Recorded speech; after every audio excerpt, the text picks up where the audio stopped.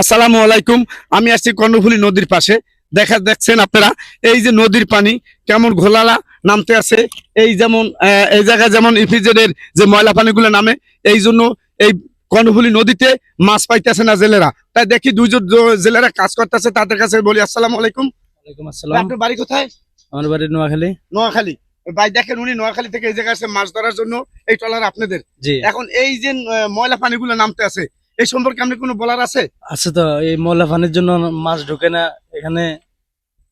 ভালো একটা পরিবেশ দরকার। এই দেখেন উনি বলতেছে এই ময়লা পানির জন্য মাছ ঢোকে না, আপনি কি বলতেছেন ভাই? হ্যাঁ ভাই, এরকম হলে ভালো হইতো। এই ময়লা পানির কারণে মাছ ঢোকে না, মাছ আইতে আসে না, তার জন্য জেলার মাছ পাইতে আসে এই না। যারা আছেন আইনের প্রশাসন লোক, তাদের কাছে আমি দৃষ্টি আকর্ষণ করে বলছি, এই বুড়িগঙ্গা নদীতে যে ময়লা পানিগুলো নামতে সিপিজেড থেকে, এই ময়লা পানির কারণে এই অনেকগুলো মাছ, ছোট ছোট মাছ যেমন পোমা মাছ, অনেক কিছু মাছ আছে, মাছগুলো ঢুকতে পারতেছে না। এই জেলেরা খুব দুঃখিত আছে। তাই আমি প্রশাসনের কাছে দৃষ্টি আকর্ষণ করে বলছি, যাতে জেলেরা ভালো মতন মাছ ধরে খাইতে পারে এবং 3 বেলা নির্বাহন করতে পারে। রাখি, দেখা হবে আরেকদিন।